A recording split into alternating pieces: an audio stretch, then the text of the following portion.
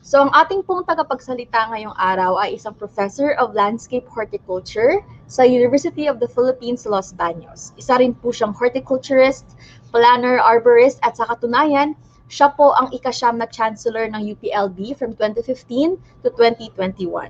So for almost 30 years, isa po siyang dalubhasa at naghuhubog ng mga kaalaman ng UPLB agriculture students. Isa din po siyang senior faculty member ng College of Agriculture at affiliate faculty naman po ng School of Environmental Science and Management na recognized bilang isa sa mga nagsimula ng landscape horticulture profession sa Pilipinas. So, nagtapos din po siya ng kanyang PhD sa Tokyo University of Agriculture noong 1998 at tinaguri ang kauna-unahang nakapagtapos ng PhD in Landscape Architecture. So, and dahil po doon, since 2010, siya po ang nag-lead at nag-handle na po ng edible landscaping team sa UPLB. Na alam naman po natin ay marami na pong naibahagi sa ating seminars, training and workshop and technology demonstration ng EL sa buong Pilipinas. Nagtapos din po ang ating eksperto ng Bachelor of Science in Agriculture. Ayan, so let me introduce to you, without further ado, ladies and gentlemen, I present to you Dr. Fernando Sanchez Jr. So napakaswerte po natin ngayong araw. Good morning, sir. 1 minute lang. Sir, papa-unmute lang po kami ng mic po. Okay, pasensya ka na. Bagong balik ako sa pagtuturo. Hindi ko pa alam itong Okay lang po, sir. technology. Pero sabi ko, thank you for your generous introduction. Good morning po. Ready na po tayo for discussion, sir? Yes, okay. Okay po. So, can I share my slides now? Okay. Yes, sir. Yes po. Okay, sige. Okay. So, it's okay? Okay. So, magandang umaga po sa ating lahat. In behalf of the Edible Landscaping Team, isa pong masagana, malusog at makulay na umaga po sa ating lahat. So for today po, I was tasked by the DA Bureau of Agricultural Research to discuss with you the tenets of what the edible landscaping technology that we are promoting since a long time ago. But because of DA BAR's support, we were continuing to promote this artistic technique of crop production. So let's move forward. So what is really edible landscaping? So technically, edible landscaping is a science and art. So it's an innovative and creative crop production technology wherein the science of crop production process on how to grow different edible crops and combining them or arranging them in an artistic manner in a garden, doing away with the conventional planting design pattern. So by incorporating the elements and principles of design in planting your edible garden. So this is what edible landscaping is. It's the combination of the science and the art of crop production. So edible landscaping is something that is suitable or safe to eat. So let's make it edible.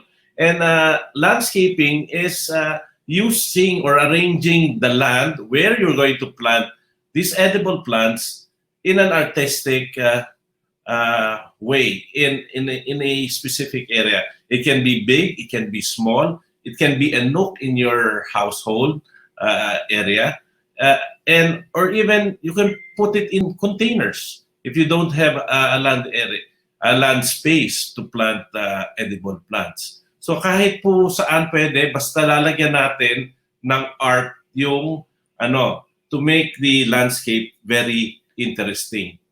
So ang history po, the history of edible landscaping started way back in 1999 when the late Dr. Leonido Naranja introduced this concept as an urban horticulture concept.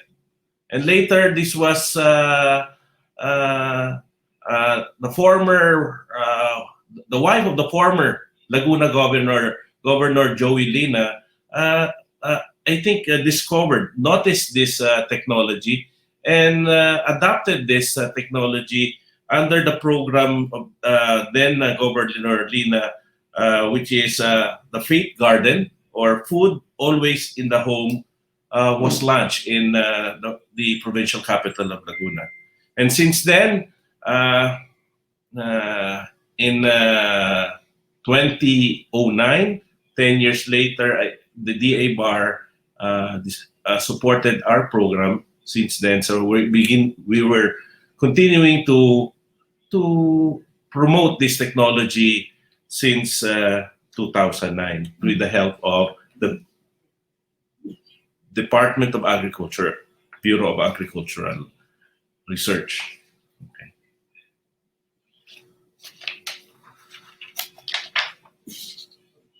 So, in edible landscaping, we use, of course, edible plants. But sometimes we can allow the use of certain ornamental plants to add color and texture to the landscape. So technically, we can do at 80% edible plants and 20% ornamental plants. If you can do if you can do the 100% edible plant garden design, you can incorporate it with ornamental plants, but at 20% only, so that it would be classified as an edible landscape. So we use vegetables, we use fruits like pineapple and calamansi. Okay. We can use medicinal plants and herbs to the landscape. You can, if you want to plant strawberries, you can. If you want to plant corn, you can. So it's like depending on the size of your garden and the needs of the household. Usually, edible garden is a concept that we want to replace ornamental plants in the household level and replace it with edible plants in order for them to have some source of food within reach of the household occupants. So they know that it is safe and healthy to eat because they have grown the plants by themselves. So what are the goals of edible landscaping? There are 4. Of course, you have aesthetics, yung kagandahan, functionality, kapakinabangan, health and wellness, kalusugan, and of course, self-sufficiency or kasapatan. These are the main goals that the edible landscaping project wants to achieve. Of course, let's discuss each one of them. First, of course, aesthetics, kagandahan. Kailangan po maganda po yung design natin para kaakit-akit po tingnan yung garden. So dito namin tinuturo yung elements and principles of design when doing the actual design layout of the garden or planting plan of the garden. We combine the different elements and principles of design like color, texture, balance, harmony, etc. in order to make the garden interesting. Pag maganda po kasi ang garden, mas nakakagana pong alagaan yung garden at mag-establish po ng isang magandang gardening endeavor sa ating bahay. So as you can see, pwede pong malaking bahay ay puro edible plants ang tinatanim, o may maliit kayong bahay o na may maliit na konting lupa to spare to plant it with edible plants. So dito po sa photo na to, pinakita namin, even though maganda yung bahay, moderno, pwede pong malagyan ng isang magandang landscape design ang landscape area nitong bahay na to with edible plants. So it's a combination ng mga halaman po na para gumanda po yung garden natin. So in any space po ng bahay, malaki, maliit, medium, large, pwede po matamnan po ng edible landscape. Of course, second is functionality. So hindi lang po hindi ko ina-encourage din po ng edible landscaping project is na hindi lang puro halaman po yung nakalagay sa garden nyo. Pwede po kayong maglagay ng mga recreational spaces, parang yung mga gazebo, yung mga benches, okay, may waterfalls pa, to create a space for relaxation. And depending on the needs and desire of the owners of the garden. So we can use such concepts, and we can put different types of hardscapes within the edible landscape garden to make it conform to the needs of the user. So technically, it's a landscape garden, but it's all planted with edible plants. Okay. So health and wellness. So actually, ito po yung gustong i-hit ng edible landscaping project from the start, na to increase the health and wellness of the Filipino population. Kasi data would show that the daily intake of 400 grams needed by each individual is not being reached across social status, from poorest to the rich, and across age group, from 6 months to our elderly, 60 years old and older. As you can see in the graph that we prepared, coming from the Department of Science, Food and Nutrition Research Institute, this data is still significant or relevant, as FNRI have informed us, that the poor only has 116 gram per capita daily dietary input, as compared to the richest, which only take in yung vegetables natin at 114. So technically, we're a meat-eating country. So as we all know that eating healthy, safe, nutritious vegetables is good for our health because of the dietary input brought about by these vegetables. Kaya ito po yung isa naming talagang gustong ma-promote yung edible landscaping, so that our inputs on our dietary, that 400 grams, be reached or even surpassed in the future. So ito po yung ating kailangan ma-achieve po. Of course, self-sufficiency. So technically, the edible landscaping program has the potential to address self-sufficiency at the household level. As you can see in these photos, our cooperators through the years have harvested their produce in their home or community edible landscaping farms. So kasi there's several layers po ng edible later or types. You have your household, you have your institutional, you have your community level edible landscaping gardens. So these are examples of photos when the operators or the adapters of the edible landscaping technology, as you can see, they have very happy faces when they're harvesting. Actually, harvesting is the happiest portion of the crop production process, wherein you reap the rewards of what you have sown and taken care of. Ito yung mga prutas na ha-harvest po natin. Isang masaya pong activity po yan. So, EL has the potential to solve the food self-sufficiency at the household level.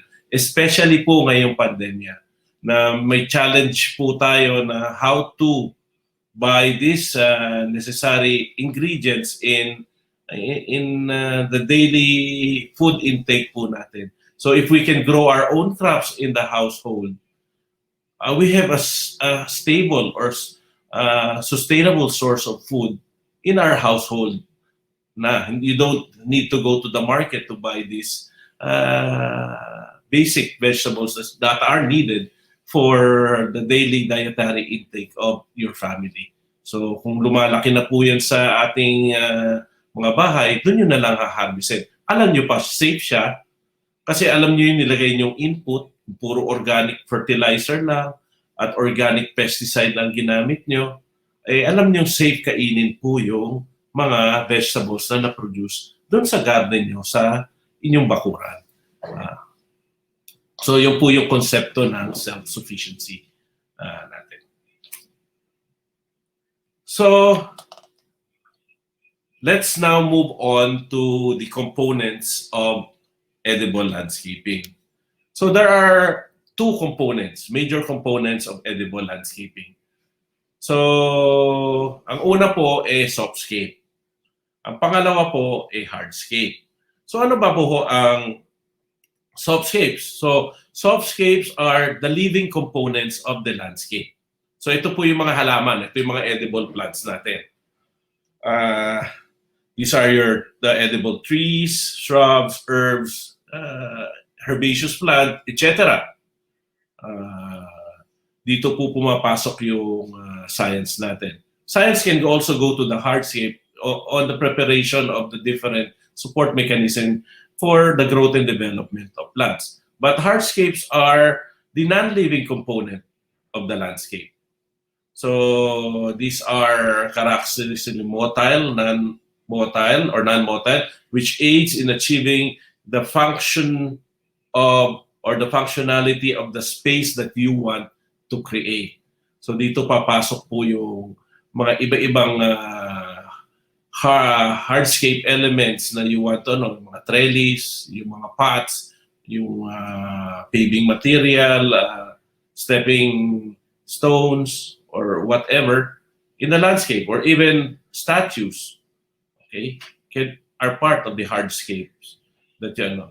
The important thing is you know how to design and mix both softscape and hardscape in an artistic, harmonious manner po. So later we're going to discuss po what do I mean harmonious, beautiful harmonious edible garden landscape. So let's discuss first what softscapes are. So technically, softscapes are your ground cover. Technically, these ground covers are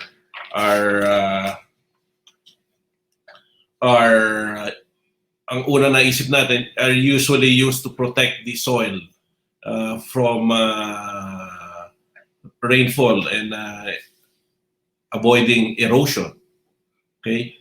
Usually, ito yung mga Bermuda grass, zoysia grasses or your bluegrass, your Carabao grass, your seashore paspalum turf grass, if you're in a silent condition. So, but ground covers can also be taller than your turf grass. You can use your kamote, you can use your lettuce for that matter to cover the soil in order to protect it from erosion. So these are your ground cover plants. This is usually smaller than a shrub that protects the ground from heavy rainfall and to avoid erosion. So ang edging naman are plants that are used to are usually planted on edge of the pathways or planting area. So this usually creates an effect of following in one straight line po, a direction going to a certain space in the garden. So edgings are usually planted along pathways. So barriers, screens, and hedge usually are are plants that protects or prevents from someone from to protect your area from eaves droppers, or so you can use it as some sort of a screen. So it's kind of you can use it as for the privacy of your garden. Kung ayaw nyo makita po yung kapitbahay nyo, lagyan nyo po ng barrier or screen. Ang rule of thumb po, pag yung kinatakatayuan nyo po doon sa garden, pag nakikita nyo yung bintana ng kapitbahay nyo, ibig sabihin doon, kita niya, ikaw rin. So kung ayaw nyo siya makita, lagyan nyo po ng barrier or screen na wala pong line of sight yung bintana ng kapitbahay nyo po. So if you want some sort of privacy, you can use this barrier, screen, and hedge. Of course, foundation planting are plants that you use in order for a smooth transition from your building down to your lawn area. So if there's some sort of plants should be planted along the periphery of the house in order for it to have a smooth transition from the building line or your house perimeter to the lawn and the garden. So this is what we call foundation planting. And of course, if you want to have some focal point or accent in the garden, you need to put bright colored flowering plants in the area. There should be some sort of a focal point in the garden wherein you can use different ornamental plants or edible plants in the garden. So sometime you can use roses to have that focal point, and sometimes because petals of roses are edible if you dip it in chocolate, so it can be an edible plant, these roses. But in this photo, as an example of focal point and axis, these are in our edible landscaping demo garden area, the ornamental crops nursery at the University of the Philippines Los Baños campus. Ito po bougainvillea po na pinili namin na itanim kasi because of its bright red color during summers. So as you can see, it's blooming right now, and it creates a focal point at the center of the garden. So a focal point or accent in a garden is very important po, so that the garden would create interest from the public if you want to create an institutional edible landscaping garden. This is usually done in big garden areas po. So ano pa ho ba yung hardscapes? Kagaya po nito mga stepping stones na ginagamit as walkway.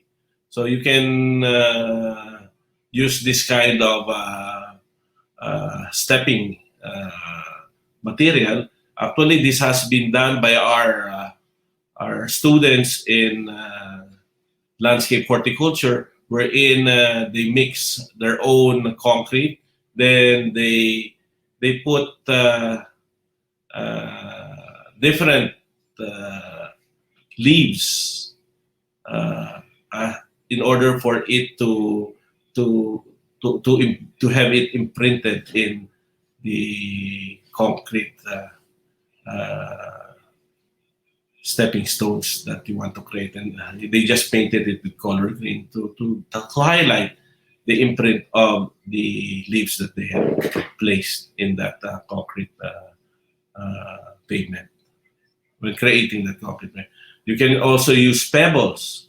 As you can see on the other side, you can use wood trunks cut in round portion, okay, as paving materials, as hardscape. So you can also use spots in order to have interest in these spots. You can color it or create images to make your garden interesting. You can also even use your old shoes as yung sapatos natin, pwede natin tamnan kung sira na po, tamnan natin ang vegetable and color it with different interesting colors and design and place it in your edible landscape. Okay, you can also use lights so that your edible garden can be appreciated during nighttime. Of course, you can also install different waterfall design in your garden. You can put a pond, so as a source of, you can use the pond as reservoir during rainy season to collect excess water coming from the roofs, and you can use it to irrigate your edible garden. You can also use trellis as a hardship. This is where you can color it with different colors to create interesting dynamic place. And this is where you can grow your ampalaya, your cucumber as an overhead trellis.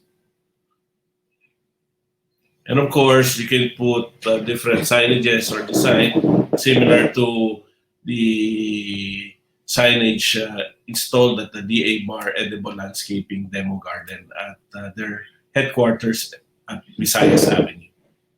So the possibility is unending if you want to be creative and to make your edible garden very interesting. So let's move. So technically, I want to introduce to you your edible landscaping triangle. Okay, of course, there are three main components in order to make your edible landscape garden successful. Of course, you should have a good design. So a good design means that you follow all the principles and elements in design, and of course, you know the growth and development characteristic of each edible plants you will use in the edible landscape garden you're going to create. Of course, the next stage is you need to have a good implementation of the design that you have created. So on the design, you will have your planting plan. So during implementation stage, the people that are implementing the design plan of that edible landscape should know how to plant these different edible vegetables, herbs, or shrubs, or trees, or fruiting shrubs for that matter. So technically, the people doing the implementation of both the hardscape and the softscape should be a technical person that understands the requirement of the edible plant in relation to the hardscape that they're going to install. So there is a thin line, or there should be an integration of both the science on how the plant grows, or what are the requirements of that plant in relation to the hardscape that you will install in that edible landscape garden. Okay, edible garden for that matter. And of course, once it has been successfully implemented, you want sustainability. So you need to have proper and effective maintenance. Okay. So in short, you need to have some sort of a maintenance program, in a sense, especially in an edible garden or edible landscape, to maintain this edible landscape, primarily because when you harvest the plant or the vegetable like petchay or lettuce, you need to replace it. So that's where your maintenance comes in. You need to know how to propagate or to germinate these different seedlings, these annual seedlings, yung petchay, mustard, lettuce nyo, in a greenhouse. Then you should have the proper timing of staggered harvesting. Okay? so that the availability of these vegetables are available every day if you need to use it. So you need to have some sort of a greenhouse where when you harvest these vegetables, these annuals, you can now replace these leafy vegetables dun sa pinag-harvestan nyo, where you harvest it. And it will grow again, then you will harvest it in another time. So technically, it has to have some sort of maintenance, not only for water, weeding, or pest control. So that is critical po also yung replacement of the harvested planting material. Later po, di-discuss po natin yung different maintenance practices that is needed to maintain an edible landscape garden. So let's go to design phase. So in the design phase, you have we'll discuss two components of this design: the elements of design and the principles of design. So first, we discuss the elements of design. So this is part of the design phase. So I don't know that if we're going thoroughly on the design process, but when we're doing our activity we usually do hands-on on creating their own design. But I think for the purpose of this webinar, I'm just going to discuss to you what are the elements of designs and what are the principles of design that you can use in preparing your planting plan or design of your edible garden in your house, in your home. So first element of design is form. Okay, color, line, and texture. So what is form? So technically, ano po yung itsura po ng halaman? Is it appearance niya is upright, spreading, just like a lettuce? I think this is a lemongrass, yung upright. And of course, you can have a rounded appearance of plants, just like your cabbage. So these are examples of form and the elements of design. So now color, on the other hand, is of course in degree. Usually red is the most attractive, bright color that attracts your eyes. Just like, for instance, this lettuce, this is a red lettuce. You have your green lettuce or at the middle of color.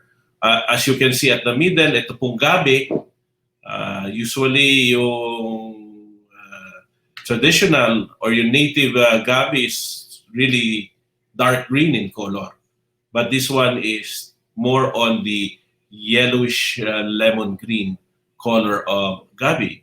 And you can plant this to create contrast. Pwede nyo itabi po yan sa native gabi, which is a little bit bigger and darker green in color to create some sort of contrast in the garden. But of course, at the other side, this is not your regular calamansi. This is your variegated calamansi. So because of the variegated color of the leaves and even the fruits. So you create interest with the use of colors of these different plant varieties. Usually po, nabibili po natin yung mga seeds na yan or available seeds yan when we buy those seeds from seed companies who do hybrid seeds. So they play with the different color of the plants. So when they breed them, of course, I don't know exactly the nutritional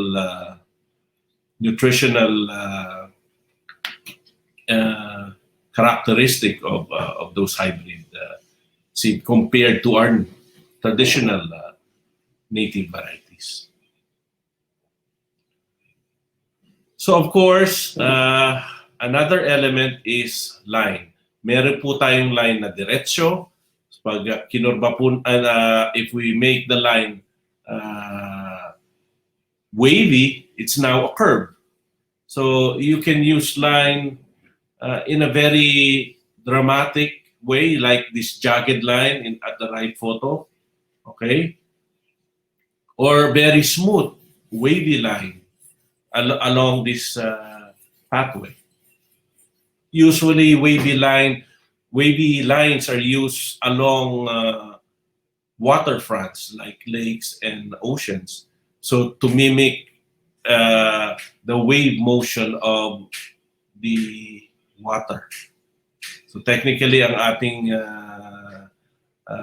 mga railings along the shores or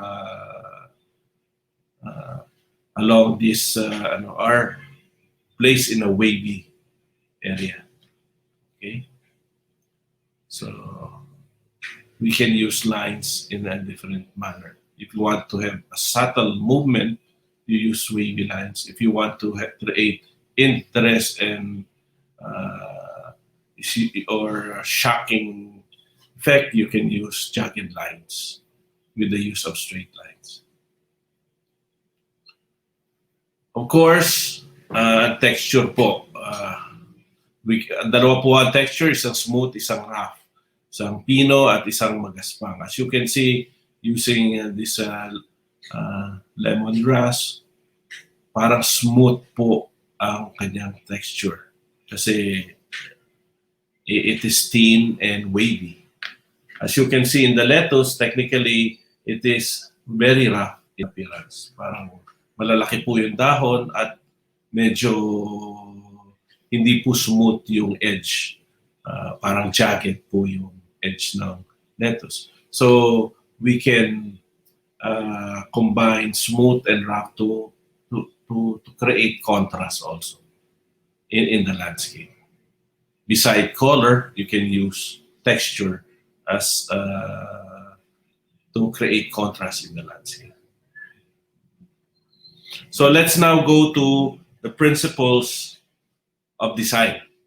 So ano ba ho yung mga principles of design? Ito po ay balance, contrast, scale and proportion, emphasis, and harmony.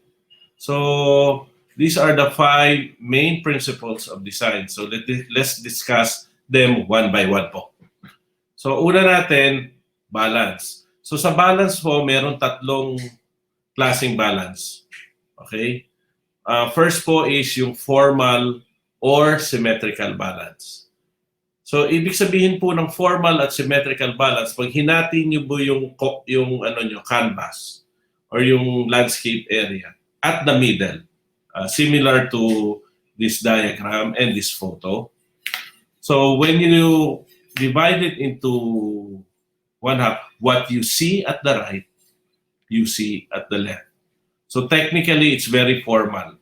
So, but it creates some sort of parang monotony in a sense na madali po siyang gawin, pero sometimes pag too much ang formal balance natin, nawawala na po ng interest ang garden. So usually ang nilalagyan po ng formal balance is along the entryway of your house. Kasi pwede po mag-create tayo ng formal balance in any entrance of our home. So kung ano nakikita natin sa kanan, yun ang nakikita natin sa kaliwa. Similar to this photograph. When you cut it into half, kung ilan paso yan nakikita nyo sa kanan, yun rin ang paso ang makikita nyo sa kaliwa. Okay. Yan po ang tawag nating symmetrical or formal balance. The next type of balance, which is a little bit complicated to achieve, is what we call, where's our, okay, sorry, before we go there, part of another formal balance is your radial balance, okay? So radial balance is like a spoke of a wheel, okay, yung sa kalesa. So yung center point nyo is that middle portion, and anything around it is equal in distance. It's not oblong, it's what we call radial balance. Ito pong nakikita natin. So the next diagram would be your informal or asymmetrical balance, which is directly in contrast with your formal balance. So this is much, this is more difficult to achieve, kasi you deal on the weight of the plants that you're going to plant to create that balance. As you can see, the center point of this garden is here, okay, this one. So technically, what you see at the left is not, at the right is not the same as what is on the left. So, but there's a feeling of balance in this design. So creating this would entail you a degree of sensitivity on what type of plant you can plant at equal weights at the center point. So this is what you call informal or asymmetrical balance. So in contrast with symmetrical balance or formal balance, so what you see at the left, you don't see at the right.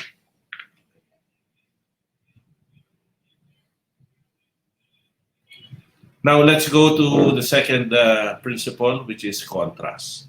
So contrast can be achieved by determining the degree of difference. So the degree of difference can be, we can use color, okay? As in the lettuce, we have a red and we have a green lettuce, okay? So that creates contrast. So, but too much contrast is not good. So later I'll discuss why, okay? So as you can see, you can also use texture, okay? Here. Texture.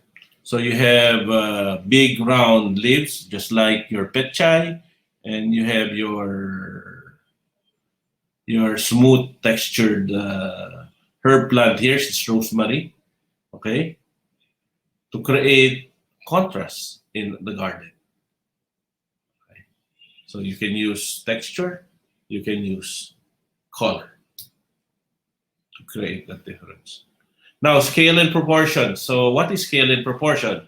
So scale and proportion gives us a sensation of the bigness and smallness within the space. So as you can see in this diagram, the trellis is properly scaled, okay, and proportional to the height of the people that going to use this. It's not too high, it's not too low, it's just right.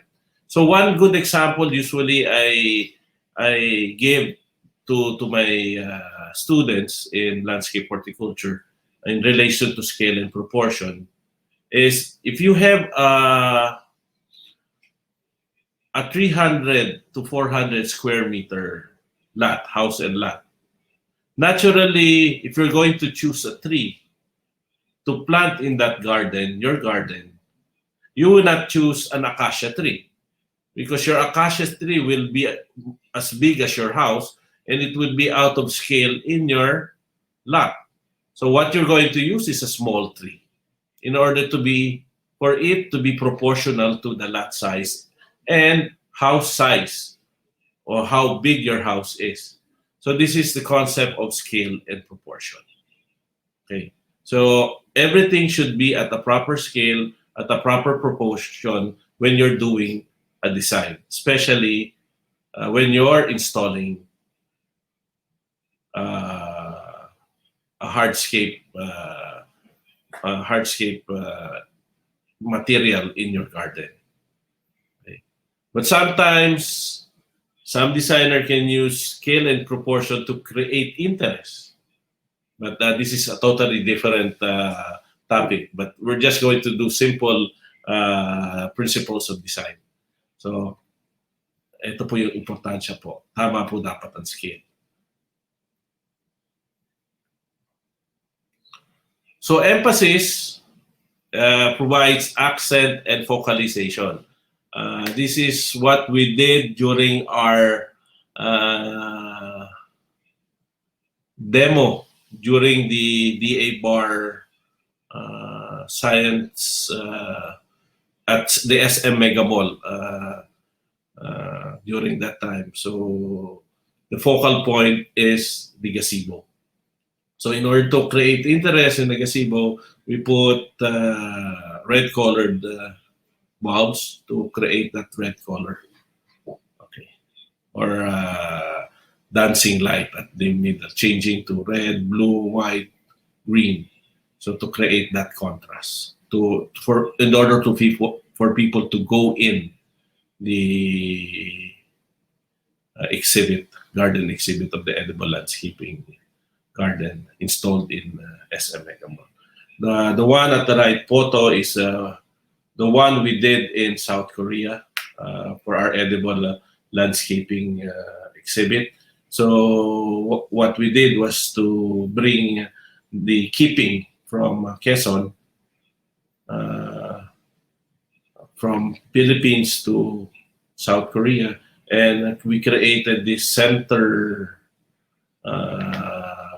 piece to create interest or a focal point in our edible landscaping. All of the plants here has edible use. This is sponsored by the Flower Tea Association of South Korea. So this association discovers different types of flowers and they dry it, and those flowers are used as material for tea. Okay, your tea. So flower tea. So that's the so technically, after all the discussions of your design elements and your principles of design, the garden or the design that you have created must have harmony, because it should have a pleasing relationship between the different parts of design, both softscape and hardscape component. So technically, this softscape and this hardscape should be one or part of a whole. So in order to create harmony, the elements of design and principles of design should be applied cohesively. So if we don't follow the principles of design and principles of design, you will end up with a design that we call chop suey. So ibig sabihin po halo-halo, wala pong direction or plano. The garden design will become chaotic. So para pong halo-halo. So kaya tinawag po nating edible landscaping, kailangan po may sense of order to make it interesting and creative po. Hindi po halo-halo yung design. There's some sort of order in the design po, to make it interesting. So yun po yung tinatawag nating harmony. As you can see in this our demo farms. We have herbs, we have shrubs, okay? We have pineapples here, we have kamote at the different color, the yellow one and the red one, okay? We have chaanggubat, okay, which are now formed as a spiral, okay? It's endless if you follow the principles and elements of design. So, what are the design tips? Oops. So, one of the major design tips are we need to be careful in using too many colors, textures, and form. So, because if we do that, we create what we call chop suey effects. Yung halo-halo po siya. Hindi po maganda po yung chop suey. Yung effect ng garden design po natin. Second po, sorry. As the contrast becomes higher, it tends to give an chaotic effect. So playing with contrast too much will create a chaotic effect kasi too drastic yung change po no. If it's color too drastic po, medyo masakit na po sa mata. Tingnan po yung garden. So too much contrast tends to give a chaotic effect. And however, pag wala naman contrast po yung garden nyo, napaka-boring. Hindi po interesting tingnan.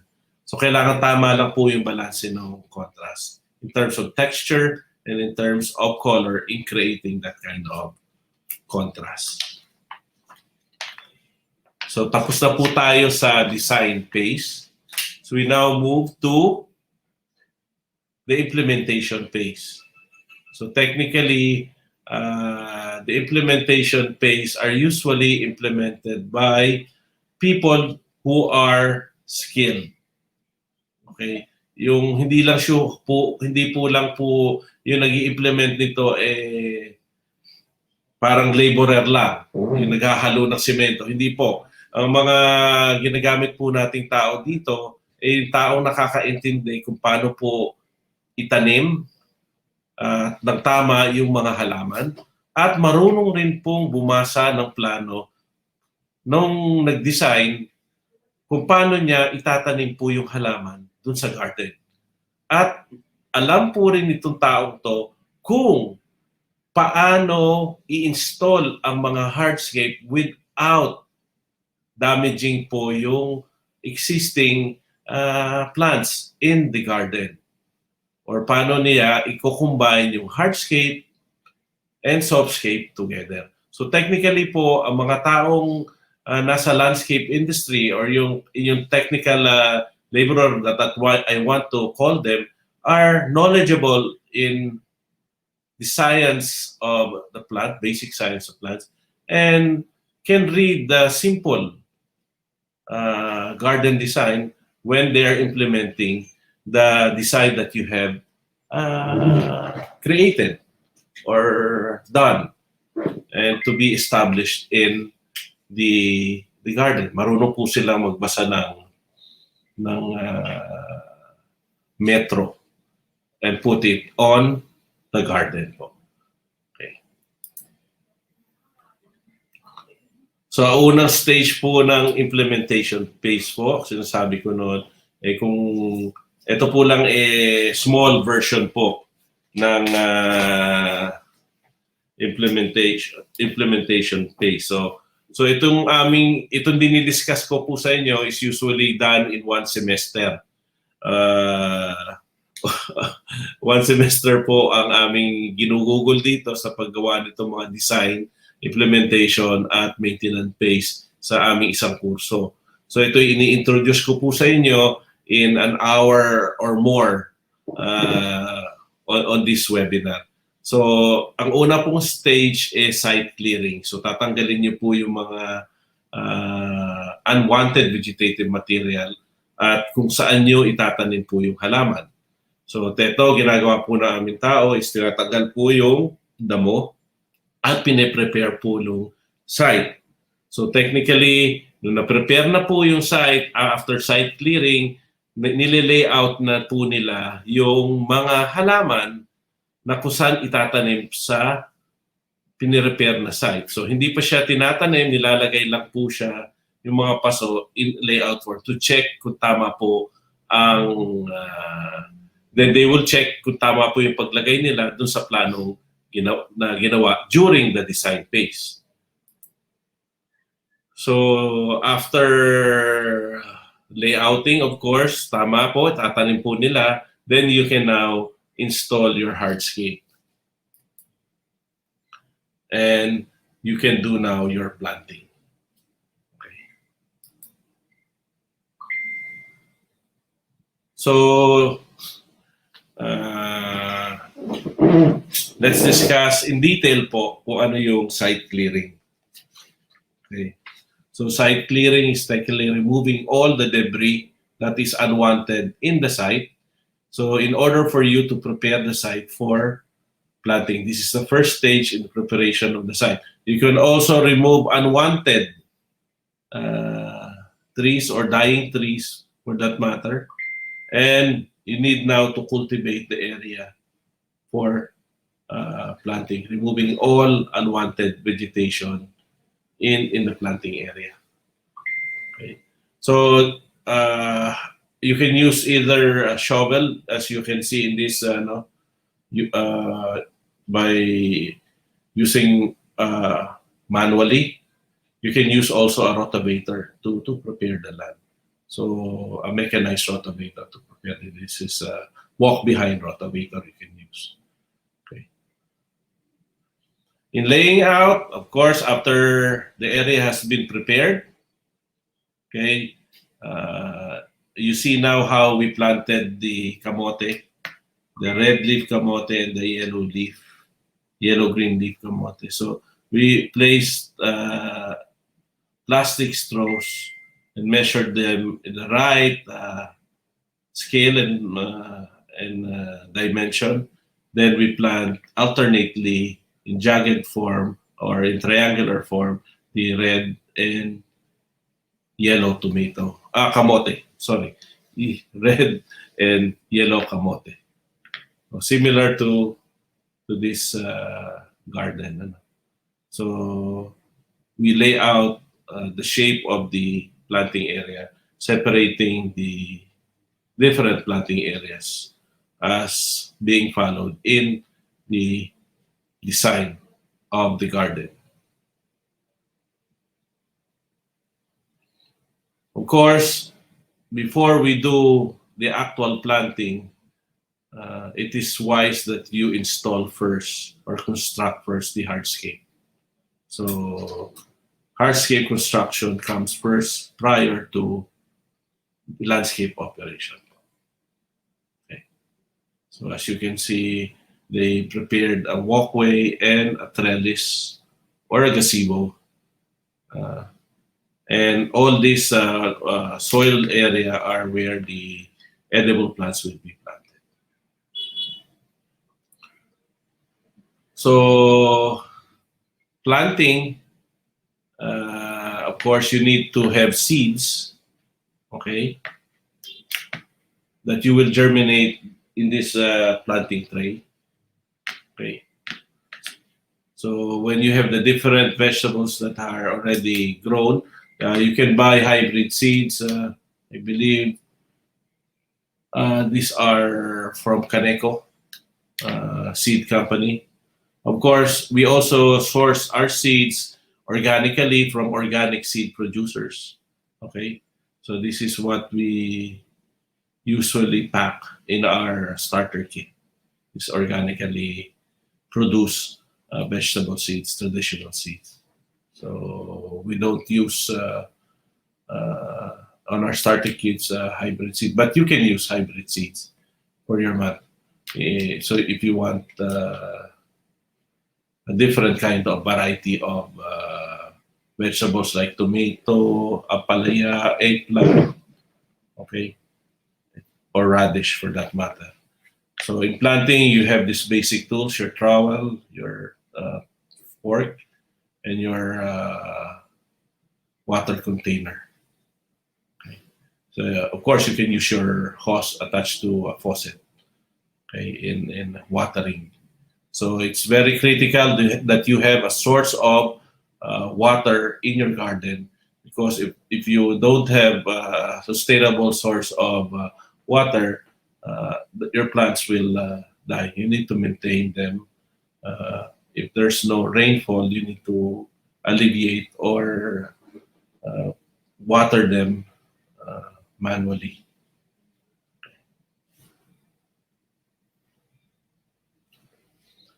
So in planting, you need to prepare your soil media, especially when you're germinating the seeds. Your soil media, for that matter, should be sterilized. Okay. So you can soil treatment to control soil-borne pathogens and weeds. I think this is soil sterilization for that matter. Okay. Apologies for my spelling. Okay. Okay. Solarization, in a sense, is part of the soil sterilization process, wherein you expose it to sunlight, okay, to sterilize it. But usually there are different types of sterilization. You're using heat and steam, and you can use chemical method using formaldehyde. The importance of soil sterilization when you're using soil in germinating these hybrid seeds or vegetable seeds, because is to protect them from infestation of insect pests and pathogenic pests. Because the seeds are so small, they are very prone to insect infestation and pathogenic infestation. So you need to have soil sterilized in order for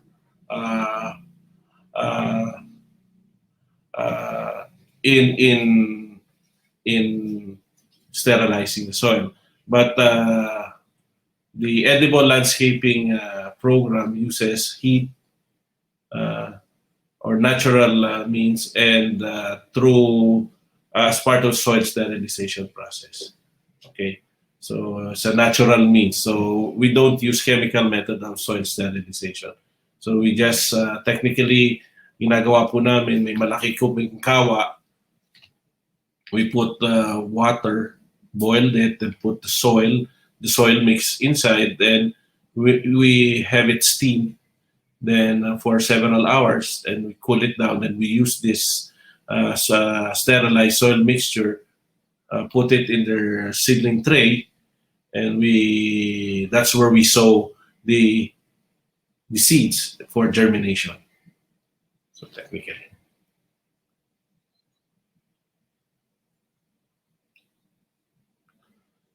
Okay, soil steam sterilization, they're using steam.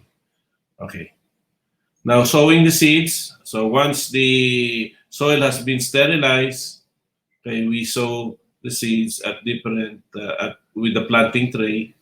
Okay, once the seedlings has germinated and grown up to the right size, we transplant them to field condition after preparing them for transplanting. So we need to do hardening off before we plant it into field condition, primarily to prevent the plants from transplanting shock. So kailangan na po siya sturdy. So we gradually reduce the amount of water being supplied to the seedlings to prepare them to have less water in field condition. And of course, to expose them slowly to sunlight to make their tissues a little harder. This is all done to reduce transplanting shock. So by doing gradual withdrawal of water and gradual exposure to direct sunlight. Ang tawag po doon is hardening of vegetable seedlings. So after hardening, okay, you now transplant the vegetable seedlings and you water them in order for it to get established. So now we go to the third phase of the edible landscaping triangle, which is the maintenance phase.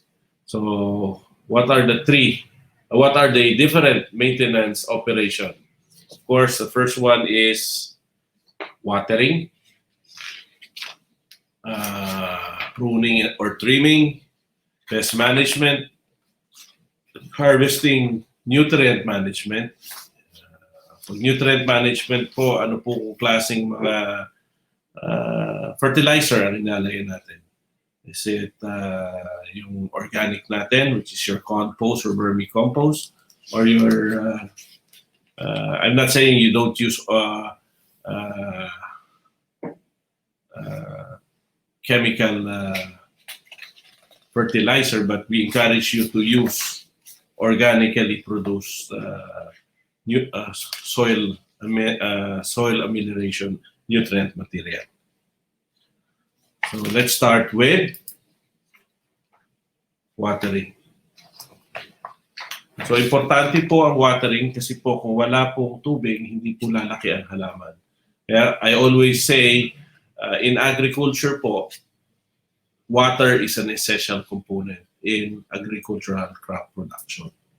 So without water, there will be no agriculture. And hence po, a sustainable source of water in your garden is critical. So if wala po kayong stable source of water, we can also, the edible landscaping also teaches you on how in different practical methods of rainwater harvesting. So you harvest yung ulan po and put it in containers. Usually, ito po yung mga drum where nakasahod po dun sa alulod ng roof ng bahay. So these are very sustainable sources of water. Libre pa po. Of course, you need to prune or trim the plants. Pag excessive na po, ay kailangan nyo i-prune para po rin to encourage new growth yung sa halaman. So you need some sort of pruning and trimming. So yung talbos ng kamote, sometimes you get that, then yung mga humahabang matatanda, kailangan yung putulin para ma-encourage po lumaki ulit yung lateral growth, magkaroon ng bagong shoots, para makaharvest kayo ng mga bagong talbos ng kamote. Of course, tsaang gubat, you need to prune them kasi minsan po lumalaki po na. You can shape them in square, round, or any shape, so that it would encourage to grow new shoots that you can harvest in the future. So importante po yan, pruning or trimming. So sa pest management naman po, you can use biocontrol agents by using parasitoids. Okay, like yung wasp, yung Trichogramma oryntringe. Okay, you can use also natural predators like this ladybug or your stink bug for that matter to control insect pests of vegetables. Okay, or you can use botanical concoctions in pest management. So this is your oriental herb nutrient wherein yung ingredients nyo ipaghahalu-haluin nyo, yung ginger, garlic, onion, okay, lahat ng matatapang, miski ano po, yung sili, pwede nyo ilagay. Mas mataas na SCOBOL units, mas maganda po. Pag SCOBOL units yun, mas mataas po, mas maanghang. So technically, pwede nyo ihalo po yung dyan. So ang ingredients po ito, that you need to have some materials like your container where you mix together the ginger, garlic, onion. Okay. So technically, ang purpose po dito botanical concoction is to provide more vigor and vitality to plants and acts as a fungicide and a pesticide. So meron po yan na mga ways of concocting these botanical concoctions. You go sa YouTube, marami kayong makikita po. This botanical concoction. These are natural. This is using natural material. Okay? So to control. Then isasala nyo po yan. Then ang kanyang concentration is 2 tablespoons per 1 liter of H2O. Yun ang ihahalo nyo. Then isi-spray nyo using your hand sprayer. Or if it's a big area, you can use your knapsack sprayer. So it's about 20 liters by isang knapsack sprayer. So 20 times 2, you need to have 40 tablespoons. So you can convert that into milliliter. Ilan ba yung 20 tablespoons? Okay. That you can use as botanical concoction po. So usually hinahalo-halo yan. Then sinasala, then ginagamit po yung nasalang juice as your botanical concoction pesticide. So now, next is nutrient management. Example of these are your botanical concoctions, your IMO, indigenous microorganism, Fpga, hindi po yan Fernando po Jr. Ito po ay fermented plant juice, at yung FFJ, your fermented fruit juice. So you can also see this, how to prepare this in detail in YouTube, or you can just Google it, and you will see how these are in detail prepared. But I'm just going to introduce to you this botanical concoction that you can use for nutrient management. Ito po yung pagdagdag ng nutrient po. So yung IMO po is your indigenous microorganisms. So ang ginagamit po natin dito yung rice. Okay? Usually nilalagay po yan sa ceramic container or sa wooden box container.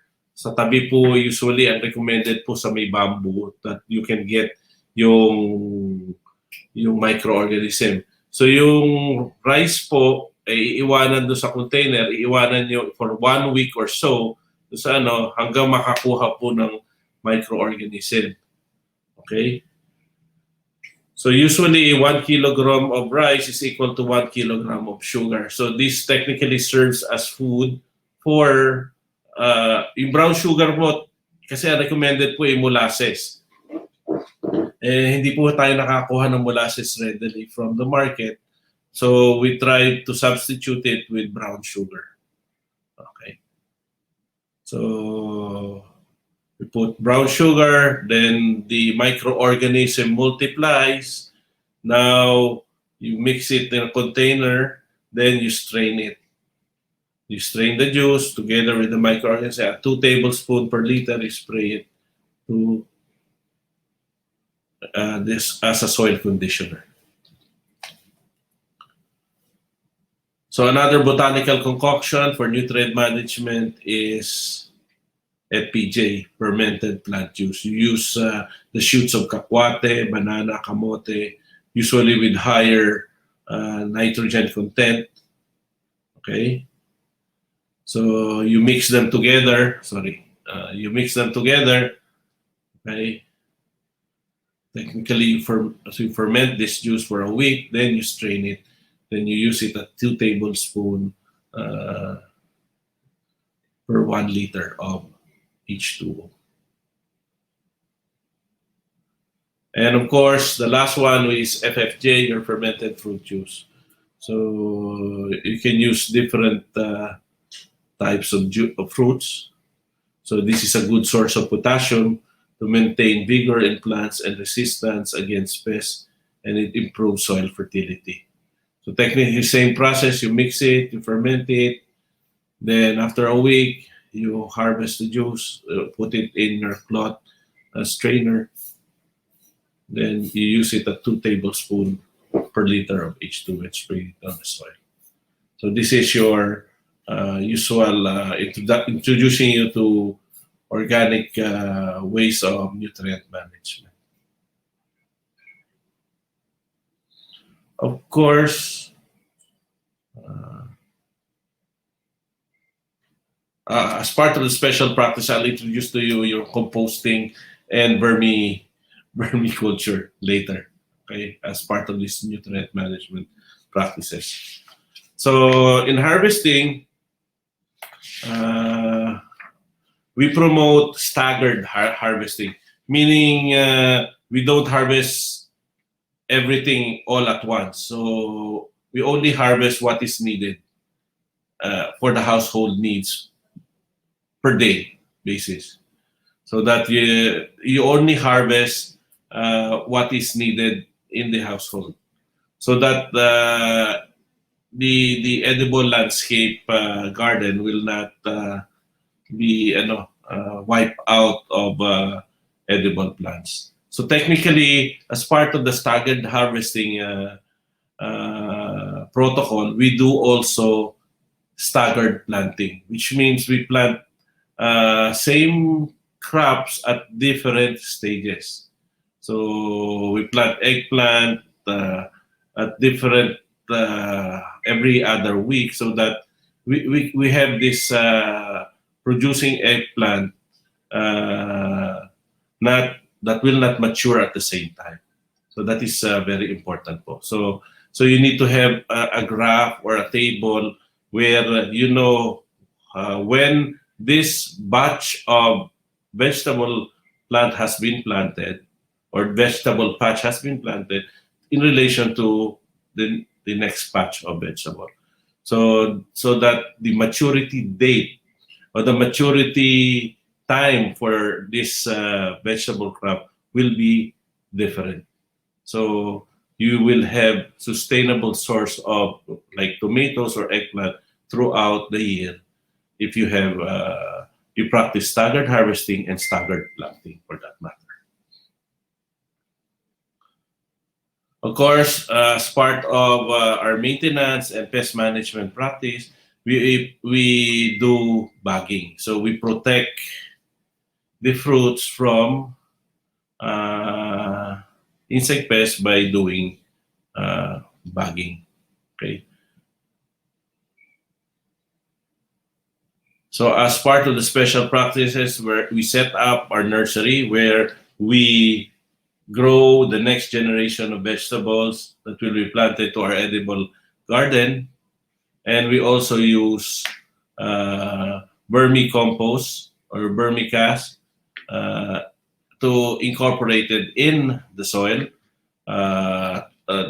Vermicompost is important primarily to we use all the weeds that we harvest and we feed them to the this African nightcrawler earthworms that we have.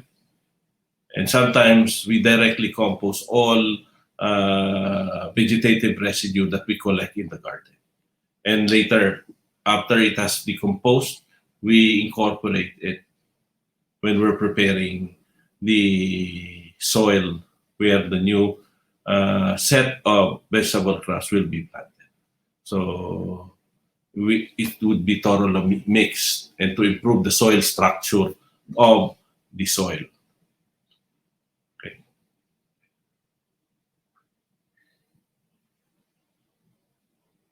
So in order to have a good, to create a sustainable edible landscape garden, or to create an edible landscaping garden, you need to have the design, implementation, and maintenance phase done correctly. Okay, so I want to share with you the tagline of the edible landscaping team from the start, that no Filipino should be hungry. Kaya po nating mag-survive even at this pandemic pag sama-sama po tayong magtanim ng ating gulay or edible plants sa ating mga bakuran. So if we all Filipino household will plant at their home, there would be a sustainable source of safe and nutritious vegetable or edible crops in our own home. Kaya po, hindi po dapat magutom ang ating mga kababayan if we can learn how to plant our own food in our own household. So you can follow us in our Facebook page, Edible Landscaping UPLB. We have also an Instagram being managed by the team, edible underscore landscaping underscore UPLB. And we have our email at, if you want to ask questions, at ediblelandscaping.up.edu.ph.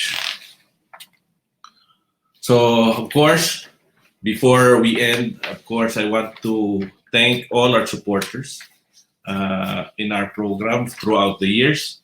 Of course, special mention to Dr. Vivencio R. Mamaril, who is currently the Director of the Department of Agriculture, Bureau of Agricultural Research, or DAPAR, for funding our projects and supporting us throughout the years and encouraging us to continually promote this technology in our country.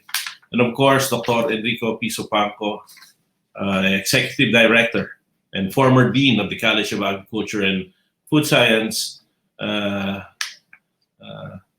for their valuable support for our project. Of course, our Institute Director, Dr. Consortia Riaño of the Institute of Crop Science, College of Agriculture and Food Science. And to all the people who in a way made a significant contribution and support for our project. So marami pong salamat po. Tapos na po ang ating lecture po or webinar. So sir, maraming salamat po sa napaka-interesting and informative na discussion.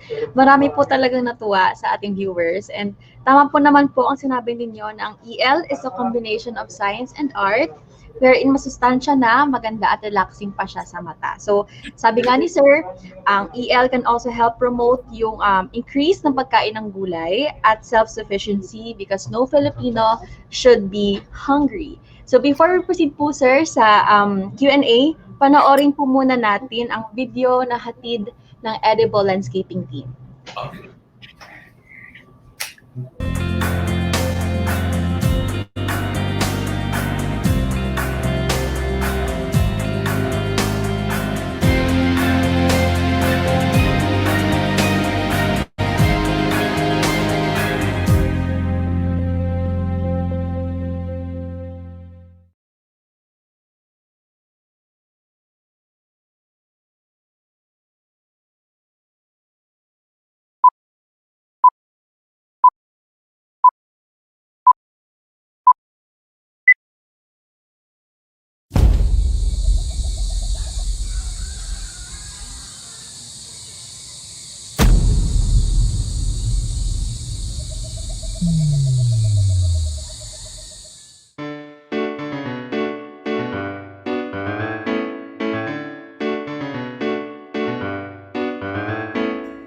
Meron akong kantang ginawa para sa'yo. Handa ka na ba sa bagong konsepto? Bubusugin yung kaalaman gamit ang pagkakalaman. Mas ligtas na pagkain dahil tayo ang magtatanim. Edible landscaping, ito ang ating dapat gawin. Tara, sa labas ng ating bahay, liga, magtanim tayo ng gulay. Tara, lupa'y bigyan ng kulay, gawing kaakit-akit at ating bigyan ng buhay. Tayo'y magtanim, ito'y ating palagihin, lupa'y pagandahin, ani ay paramihin, huwag palampasin. Ito ay para sa atin, edible landscaping. Tara na't gawin.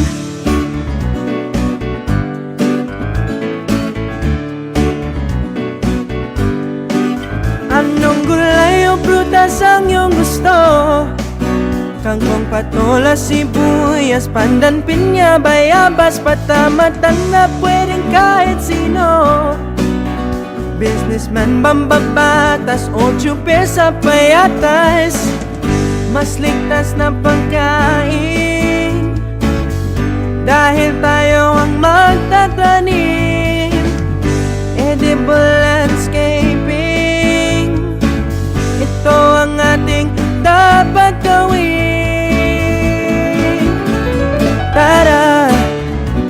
labas ng ating bahay, lika magtanim tayo ng gulay, tara. Lupa'y bigyan ng kulay, gawing kaakit-akit at ating bigyan ng buhay. Tayo'y magtanim, ito'y ating palakihin. Lupa'y pagandahin, ani ay paramihin. Huwag kalampasin, ito ay para sa atin. Edible landscaping, tara. Sa labas ng ating bahay, lika magtanim tayo ng gulay, tara. Lupa'y bigyan ng kulay, gawing kaakit-akit at ating bigyan ng buhay. Tayo'y magtanim, ito'y ating palakihin. Lupa'y paggandahin, ani ay paramihin. Huwag palampasin, ito ay para sa atin. Edible landscaping, tanan at gawin, tanan at gawin.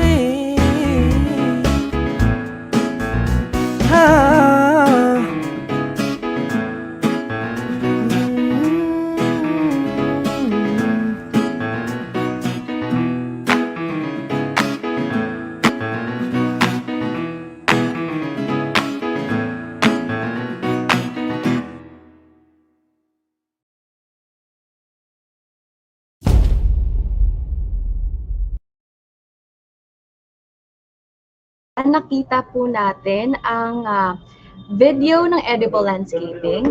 So at this point, magbabasa na po tayo ng questions na atin pong nakalap through our comment section and PM. So imbitahan po natin ulit si Dr. Fernando Sanchez Jr. para po sumagot sa inyong mga inquiries. Yan. So sir, ito pong ating questions ay maaari pong na-discuss na po natin kanina, pero uulitin lang po natin or itatanong po natin ulit para po sa mga hindi nakahabol po doon sa part na po yun ng discussion. So ayun po. First question po, pwede po bang hardscape ang ilagay sa focal point?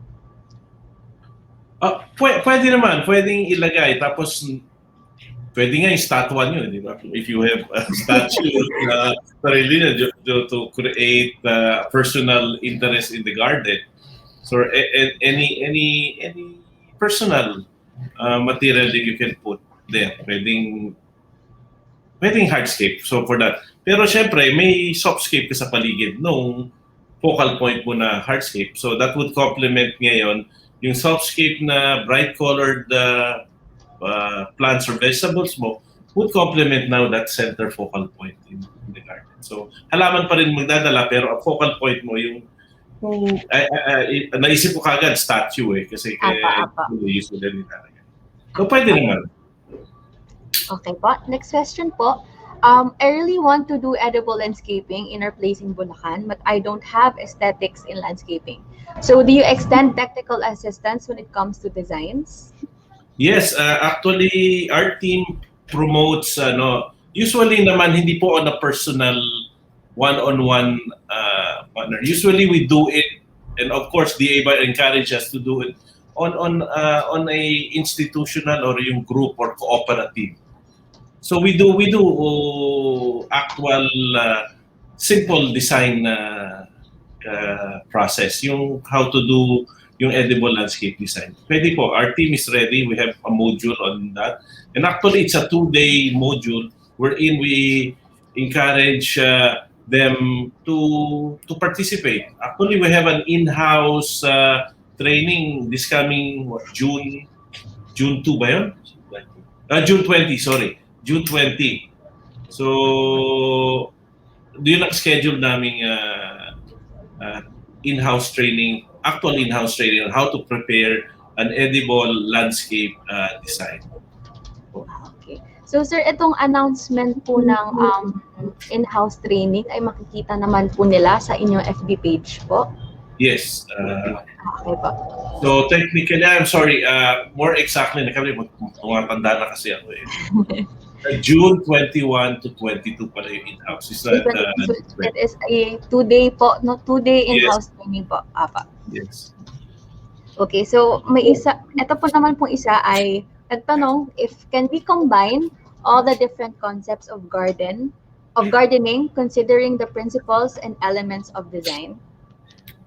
Yes, you need to consider all of them. But syempre, yung mga tips doon, huwag masyadong makontrast kasi it would create a chaotic effect. Tapos kung walang harmony, magiging chop suey. So hindi orderly packaging na. So technically, I would understand kaya hindi nila mag-grasp pa yung principles ng design, yung elements of design kasi in-introduce lang natin ngayong webinar.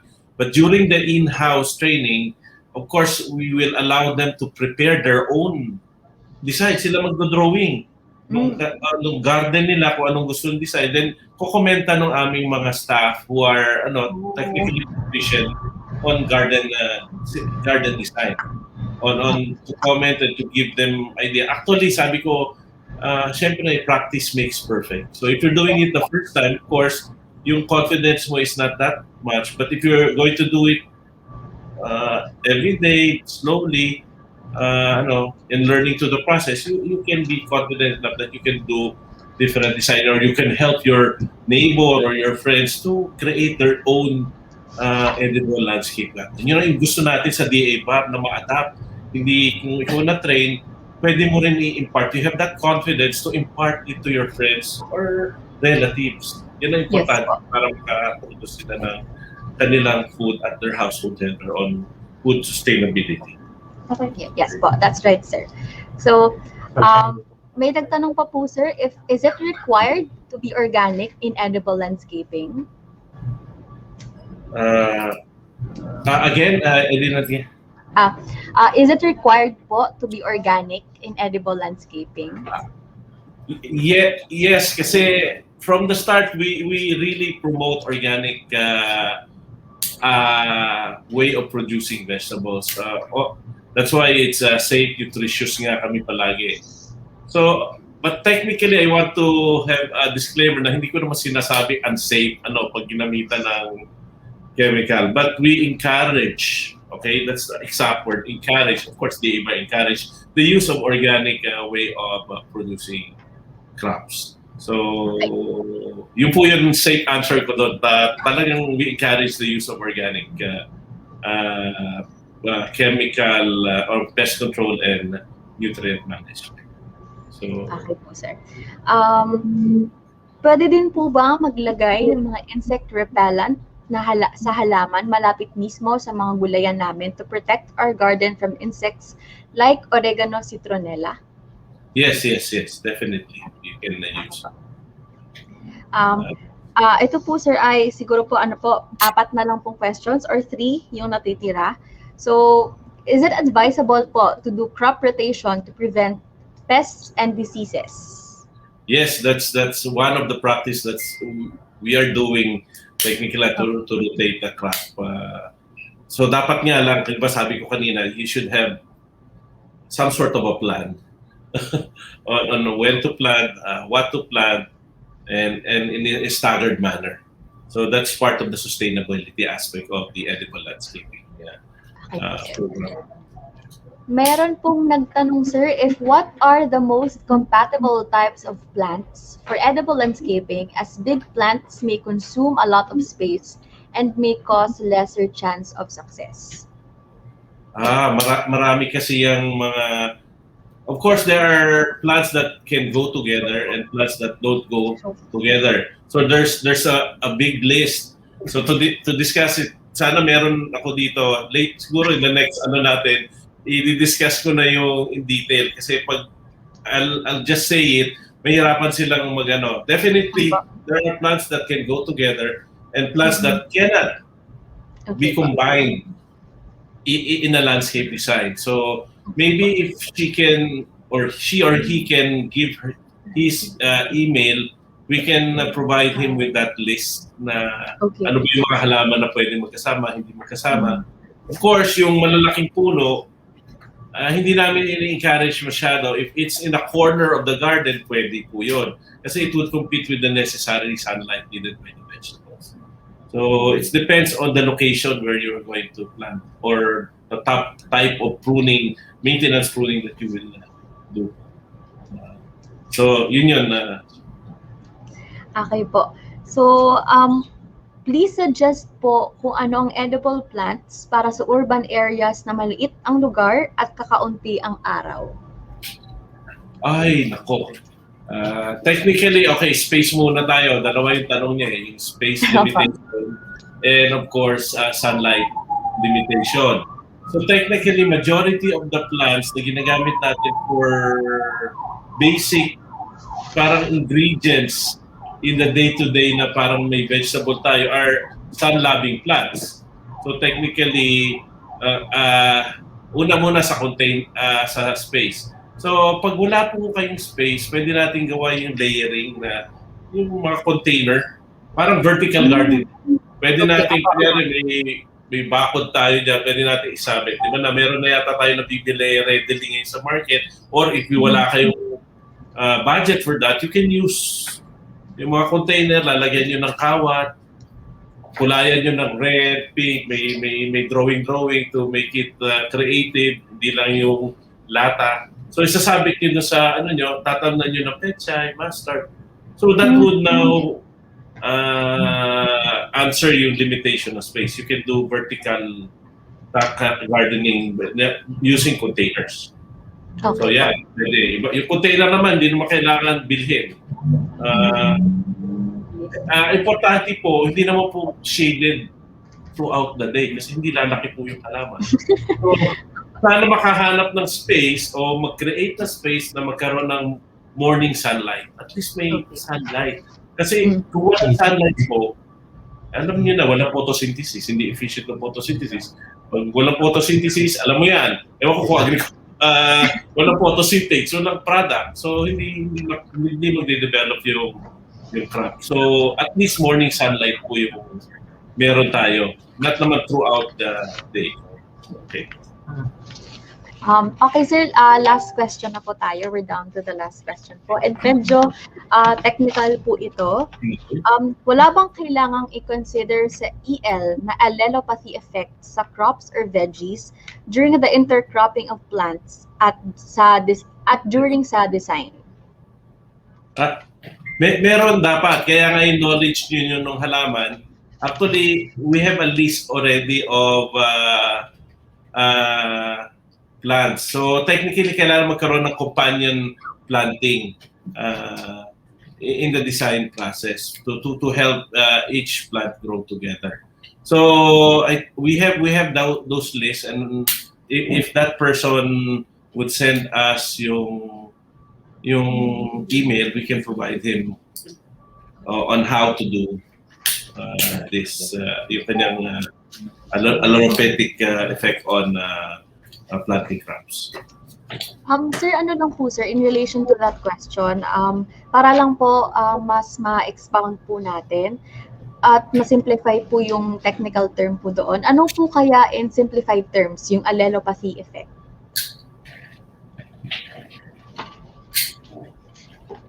Ibig sabihin nun, magkaaway yung dalawang halaman na they're competing with each other's survival.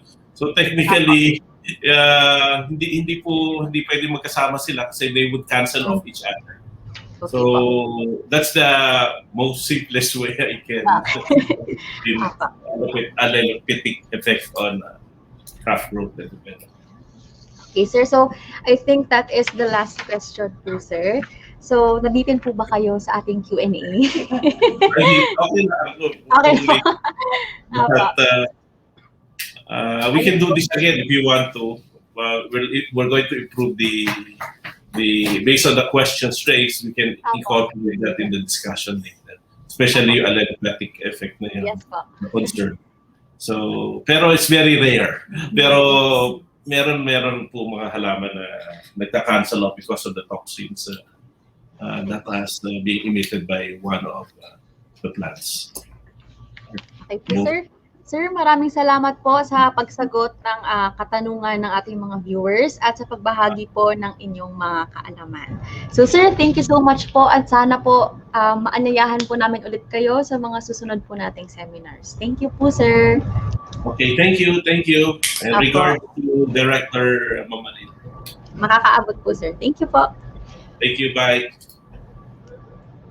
Okay po, so sa ating mga viewers, kung meron po kayong mga dagdag na katanungan po regarding edible landscaping, maaari nyo pong i-visit ang kanilang Facebook page. So, ayan po, naka-flash po sa ating screen ang FB page po na Edible Landscaping na pwede nyo i-message ng inyong mga questions na hindi namin nasagot during our open forum.